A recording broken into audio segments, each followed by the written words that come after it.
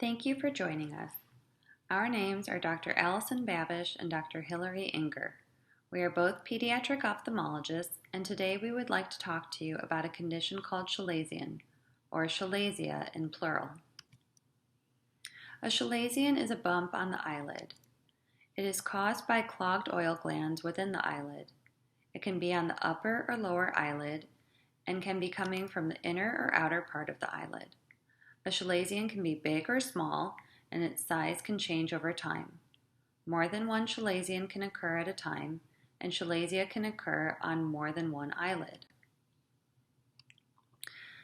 There are small glands called meibomian glands, shown by the red arrow, in the eyelids that produce oil to help keep the eyes wet and lubricated.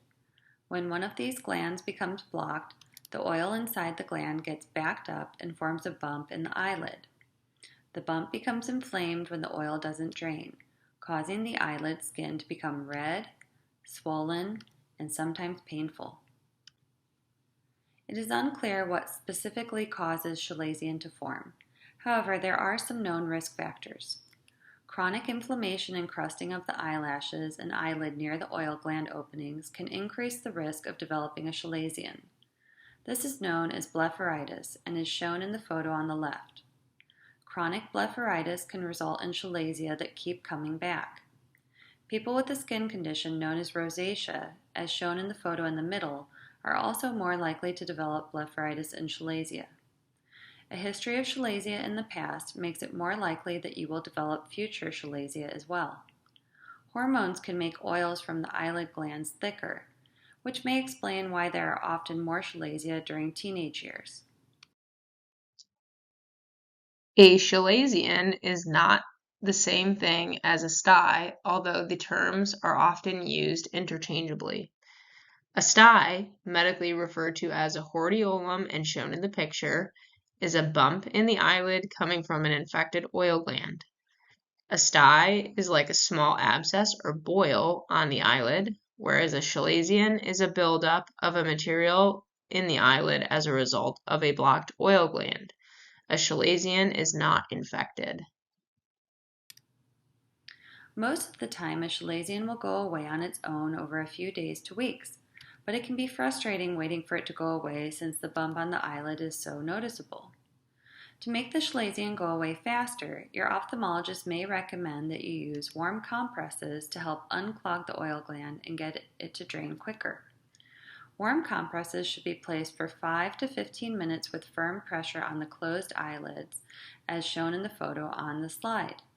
You can create a warm compress by warming a clean, wet washcloth, a beaded gel pack, a clean, dry sock full of uncooked rice, a clean, small, uncooked potato, or a hard-boiled egg. Using a tea bag is also a good option. Additionally, your doctor may have you use eye ointments and recommend cleaning the eyelids during treatment.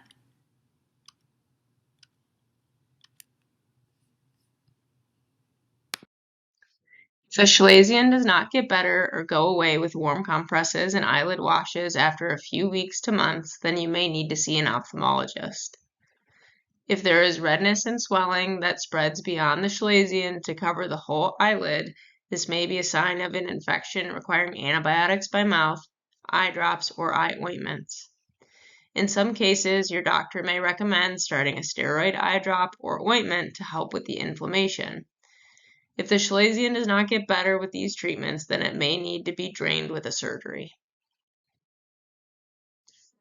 Your ophthalmologist may recommend surgical drainage of a chalazion if it has not gone away on its own or after using some of the treatments discussed on the previous slides. The photos on this slide show how a chalazion is drained.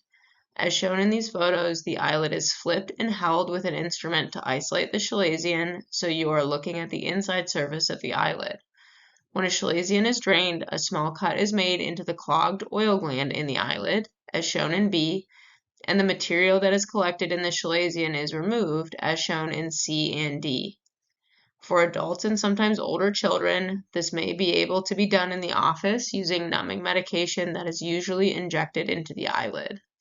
Younger children who need surgery will often have this done in the operating room while they are asleep using general anesthesia to make sure the surgery is done safely. Do not try to squeeze or pop chalazia on your own. This could cause an infection of the eyelid.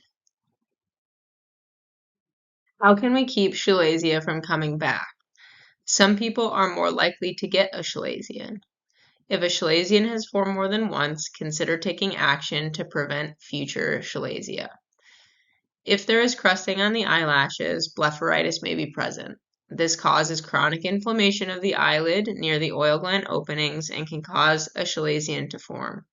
Having a daily eyelid and eyelash cleaning routine can help decrease the risk of a chalazion. Using watered-down baby shampoo on your fingertips or a Q-tip, eyelid cleaning wipes, or an eyelid cleaning solution to clean the eyelashes and eyelids can help with eyelid inflammation and lessen the chance of a chalazion forming.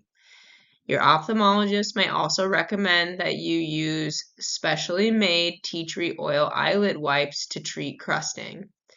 Taking omega-3 or flaxseed oil supplements by mouth, as shown in the photo, can also help with inflammation of the eyelids. Finally, for people who tend to get repeated chalazia, your ophthalmologist may prescribe antibiotics by mouth, antibiotic drops, or ointments.